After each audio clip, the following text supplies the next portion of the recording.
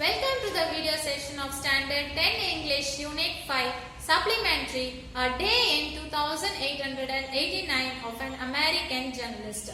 Without waiting, let's enter into the video session.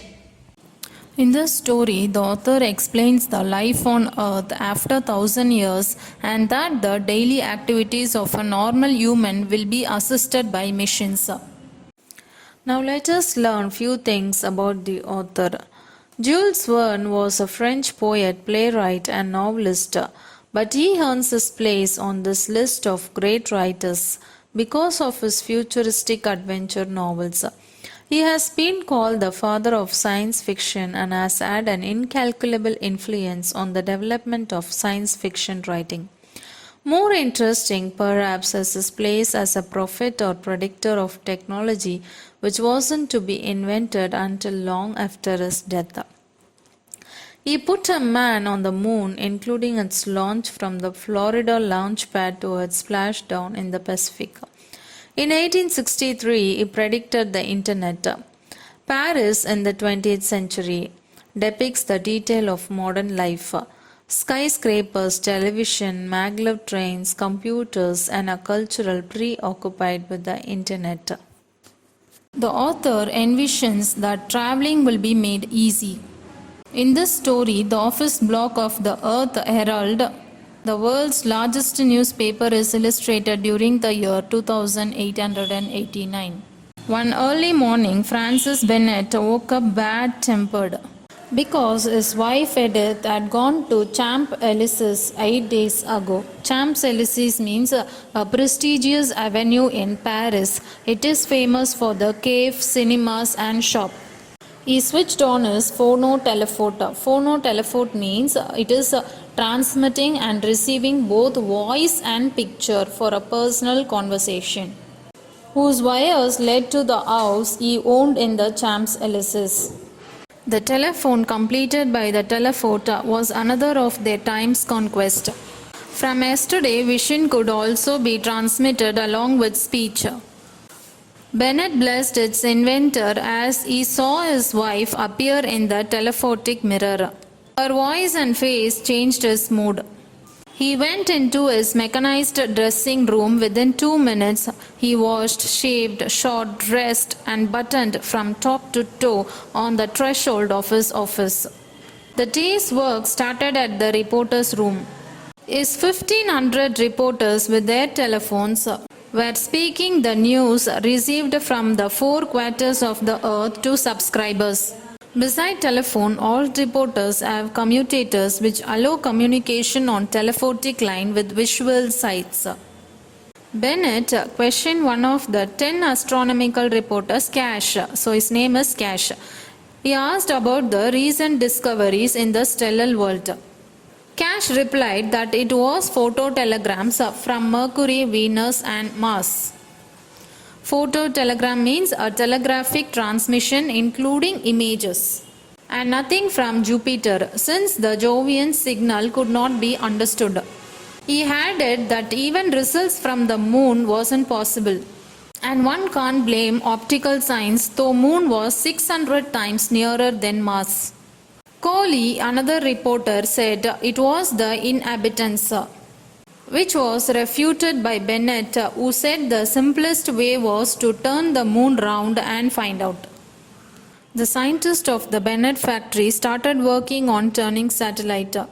One of the Earth Herald's astronomy had just determined the elements of the new planet Gandini, and Bennett was delighted at his accuracy.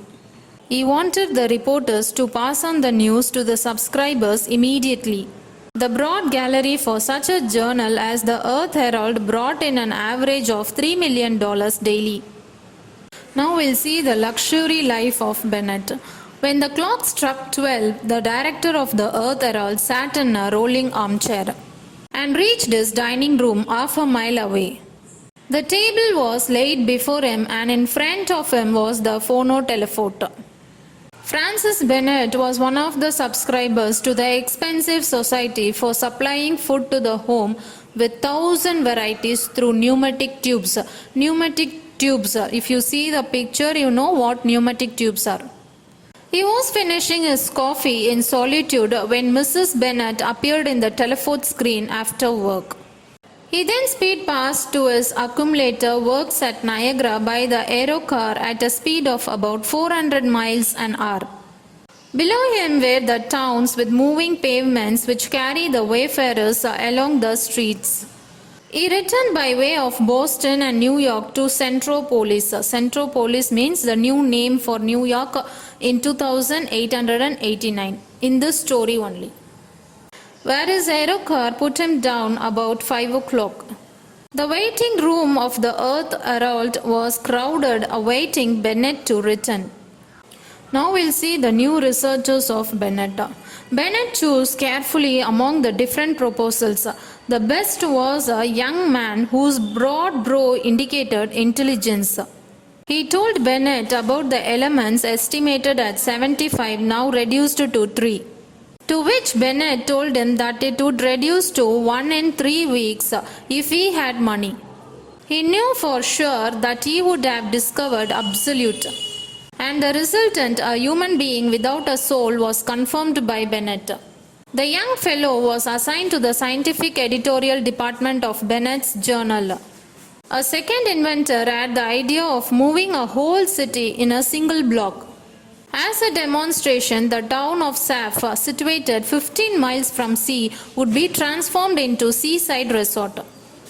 Francis Bennett, attracted by this prospect, agreed to take a half share in it. Francis Bennett sat in an easy chair in the audition room to hear the proposal.